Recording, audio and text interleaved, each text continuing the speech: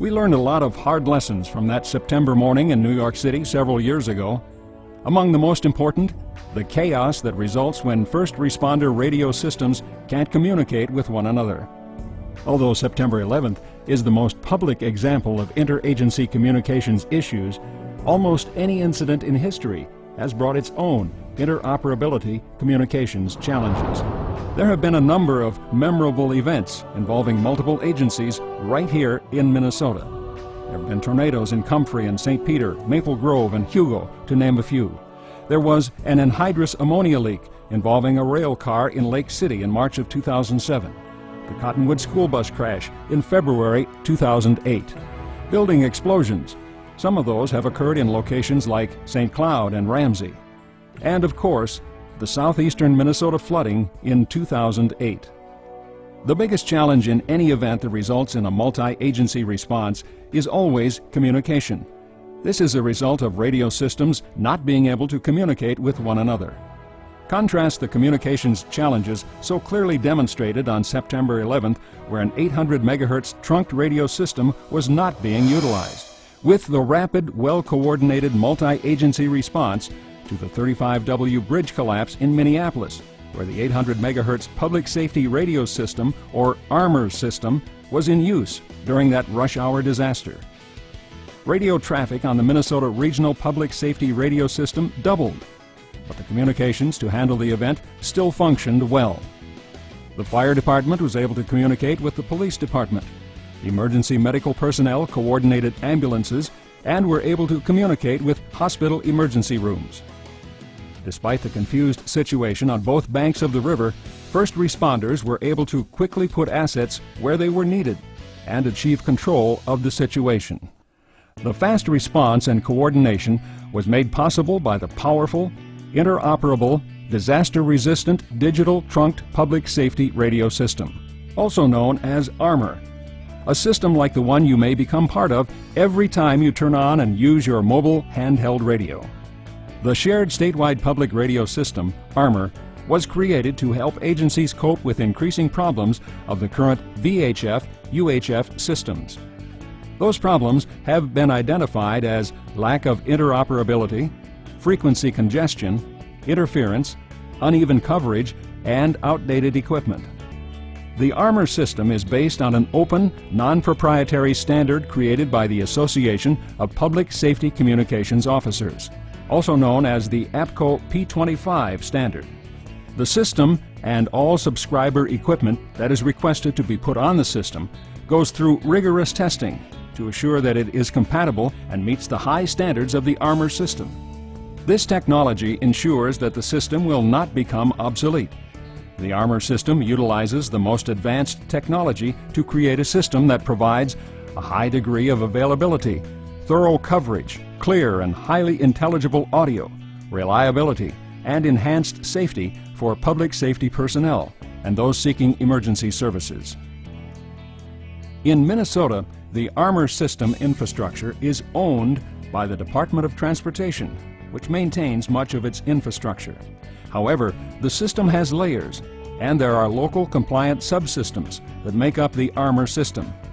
Everyone benefits from sharing the resources and infrastructure. The ARMER system is powerful because it is redundant, expandable, and is capable of bringing together unlimited combinations of first responder units for clear, reliable, interoperable communication. The handheld radio you will carry on the job has limited transmitting power, but can reach one of several relay towers that are carefully sited throughout your operating area. When you key your microphone, your radio triggers a computer-based search of available towers, looking for the best signal. When the connection is complete, the radio will beep like this, notifying its user that a communications channel is secured and they are free to communicate. In addition to providing clear signals, multiple towers give the ARMER system depth and redundancy and make them disaster resistant. If something happens to one tower, signals simply move to another. In most cases, parallel computer and communications centers further strengthen the system. 800 megahertz systems differ from analog radio systems in another very important way. Rather than operating on a specific assigned frequency or frequencies, which only allows for one user at a time to utilize a frequency, this digital radio system is trunked, meaning all system users share a cluster of frequencies, which are computer assigned when needed. In the Twin Cities metro area, for example, there are 184 channels shared by EMS, police, fire, hospitals, and other users in the 7-county metro area.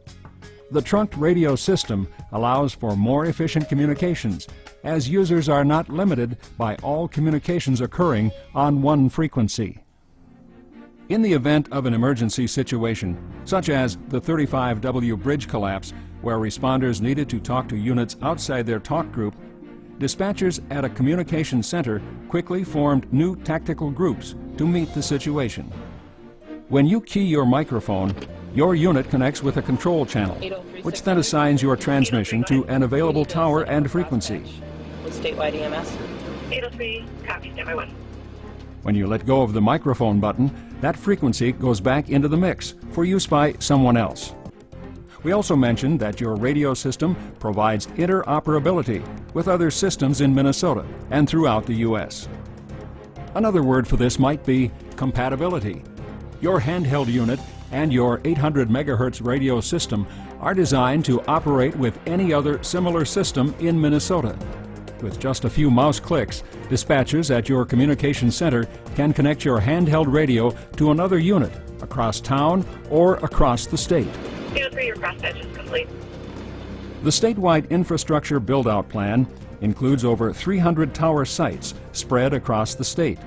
These towers talk to each other and relay your voice data packets to the communication center and other units, and transmit return information. Your county may or may not decide to upgrade their current system to operate on the ARMER public safety radio system. Even if your agency does not upgrade to the ARMER system, you will still be able to communicate with agencies that are on the system. This would be accomplished by requesting a patch from the communication center that has the capabilities to patch or link the radio system. If your agency upgrades to the ARMER Public Safety Radio System, you will learn more specific information about talk groups from your agency, County Communications Center, or Regional Radio Board.